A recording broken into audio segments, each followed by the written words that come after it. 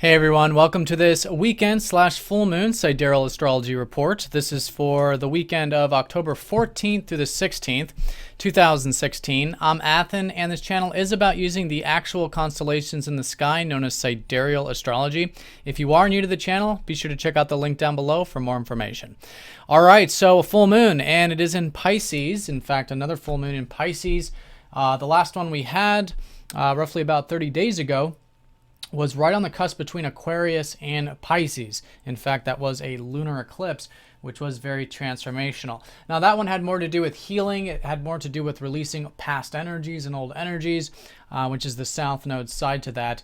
But in regards to the Pisces side to this, it's very much similar in the sense that this is a time to essentially be aware of where we can have more acceptance in our life. You know, this is what Pisces symbolizes. It's the two fish coming down to the singular point. And it's that point we want to connect to, right? But in order to do that, we do have to have acceptance. In other words, to connect to everything that is larger than us, to connect to life, to connect to God, to connect to the universe. However we personally see that, it's not about the philosophy as much as it's about connecting to that beingness. And so with the full moon, it's always a time of illumination, of becoming more aware about the importance of these things. So it's an excellent weekend to do that, whether it's meditative, whether it's activities that help you meditate, but it's not so much the time to retreat. You know, full moon is an energetic time. So it's really a time of implementing these spiritual qualities, let's say this presence, for example, into our everyday experiences. In fact, that's already been emphasized because we have so much energy here in Virgo, opposite Pisces, which is about the balance, all right? The balance point that, yes, it is about connecting to acceptance. It is about listening. It's about intuition, but it's about bringing that into the everyday sphere, right? Because it is the time to be focused on how we can improve things in our life. This is Virgo. Work on the details of matters. There's a lot to do, a lot to think about. Mercury's actually exalted here. And Jupiter's here, helping us see the potentials that do take the details and organization. So it's a balance of both. But in the full moon, typically a time of moving things forward.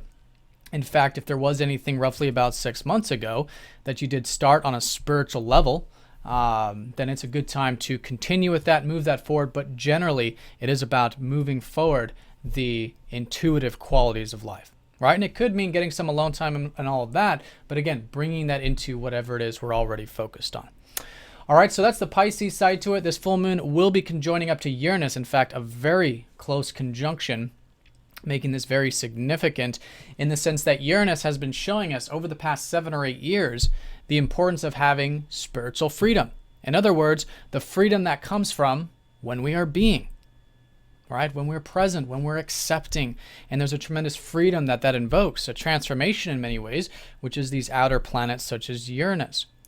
And this is our spiritual self, you know, as we sort of strip away all of the ego identifications of self, in other words, the labels of ourself, you know, who we are, that kind of a thing. We strip all that away, and again, we get to the core of that spiritual essence of ourselves and of life. It's tremendously freeing. And this is what Uranus represents, is being ourself and the freedom of being ourself along with that. So it's an excellent full moon to perhaps reflect on some of that. How can we bring in a bit more of that individuality, a bit more freedom of expression, of being who we truly are when we are connecting to our beingness. All right, now this full moon is going to be somewhat squaring up to the Mars and Pluto conjunction that we've got going exact next week.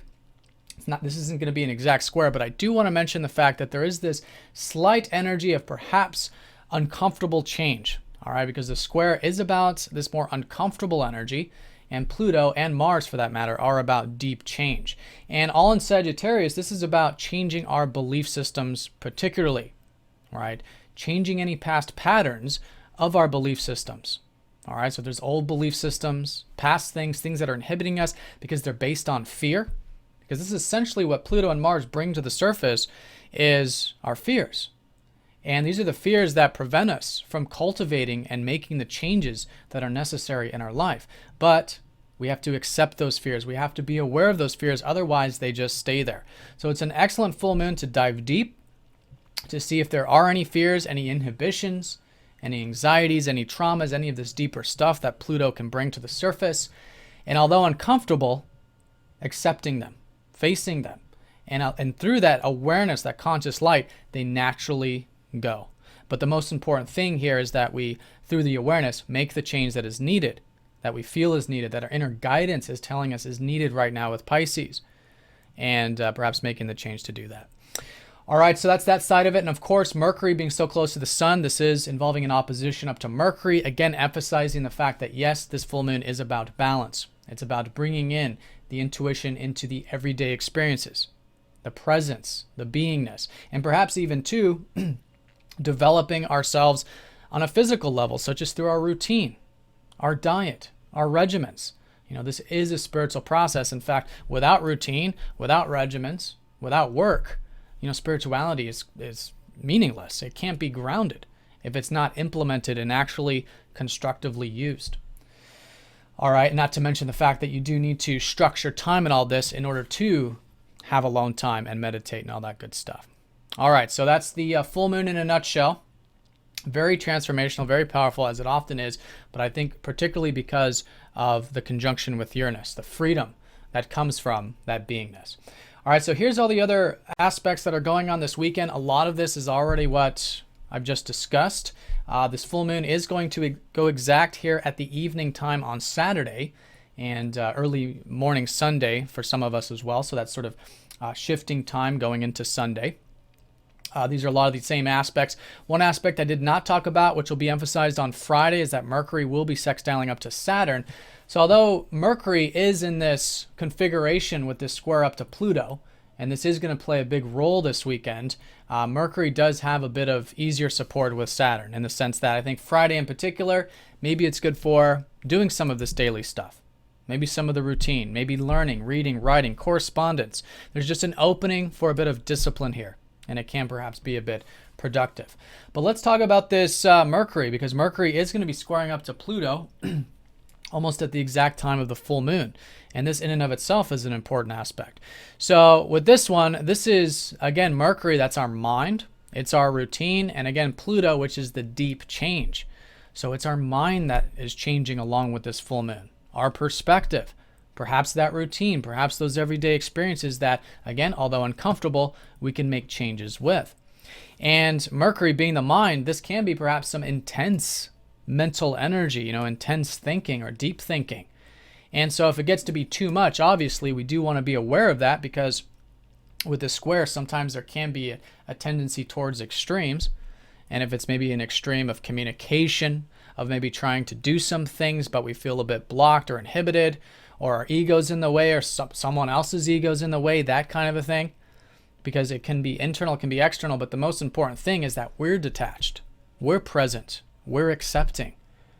And when we do that, then the real power of Pluto transforms and changes. And this again can be changes with ourself, changes with our routine, our perspective, and perhaps even a bit of compassion and understanding when we are dealing with others and communicating things. All right, so that's the power of Pluto. I think it's an excellent weekend for change, for transformation. And with the full moon, I think particularly with seeing where we can be present and accepting in our life and the tremendous freedom that that does bring. All right, so I hope you guys have an awesome weekend. Thank you for all of your support, and I'll see you all on Monday.